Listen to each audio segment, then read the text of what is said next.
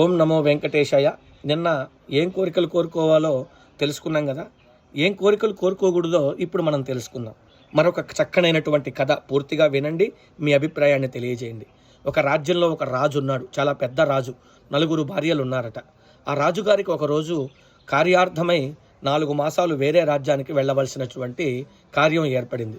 వెంటనే దిగులు చెందాడట. 4 భార్యల్ని వదిలి రాజ్యాన్ని వదిలి వెళ్ళాలనుకుని దిగులు పడుతూ మంత్రులను పిలిపించి రాజ్యాధికారం అంతా అప్పగించి తన భార్యల యొక్క కోరికలు తీర్చడానికి మొదట 4వ భార్య దగ్గరికి వెళ్ళాడట. నేను 4 మాసాలు నిన్ను వదిలి వెళ్తున్నాను కదా, నీకేం కావాలి ఆ రాజ్యం నుంచి అంటే, అక్కడ ఏం బాగా దొరుకుతుంది అని అడిగిందట. అక్కడ బంగారు గనులు ఉన్నాయి అని నాకు తెలిసింది అని రాజుగారు చెప్పిన వెంటనే, అయితే నాకు 7 వారాల నగలు తీసుకురాండి అని చెప్పాడట. చెప్పిన వెంటనే సరే అని ఈయన అన్నాడు. తర్వాత 3వ భార్య దగ్గరికి వెళ్ళాడట. ఇదే విధంగా అడిగితే ఆ భార్య అనిందంట, అక్కడ ఏది బాగా దొరుకుతుంది అంటే, బంగారం అంటే మళ్ళీ ఇబ్బంది వస్తుందని చెప్పి పత్తి బాగా పండుతుందట అని చెప్పాడట. వెంటనే ఆమె, అయితే నాకు పత్తితో అల్లినటువంటి మంచి వస్త్రాలు, రకరకాలైనటువంటి వస్త్రాలు, ఎవ్వరూ చూడనటువంటి వస్త్రాలు తీసుకురండి అని చెప్పిందట. తర్వాత 2వ భార్య దగ్గరికి వెళ్ళాడట. ఆమె సౌందర్యం మీద ఆసక్తి కలదట. అందుకని ఆమె కూడా అదే విధంగా అడిగితే అక్కడ రకరకాలైనటువంటి సౌందర్యాన్ని పెంచేటువంటి మూలికలు, సుగంధ ద్రవ్యాలు ఇవన్నీ కూడా దొరుకుతాయి అని చెప్పాడట. వెంటనే అవన్నీ కూడా నాకు తెచ్చేసేయండి అని చెప్పిందట. చివరిగా మొదటి భార్యకి, పట్టపురాణైనటువంటి మొదటి భార్య దగ్గరికి వెళ్తే ఆమె అడిగిందట, నాకు ఏమొద్దు, మీదే నాకు సర్వస్వం, మీరు క్షేమంగా తిరిగి మా ఇంటికి రండి అని కోరుకుందట.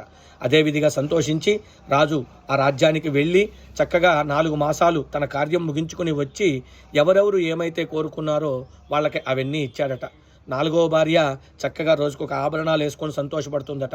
3వ భార్య చక్కరకరాలైనటువంటి వస్త్రాలు కట్టుకొని సంతోషపడుతుందట. 2వ భార్య సౌందర్యాన్ని పెంచుకోవడం కోసం మూలికలన్నీ వాడుతోందట.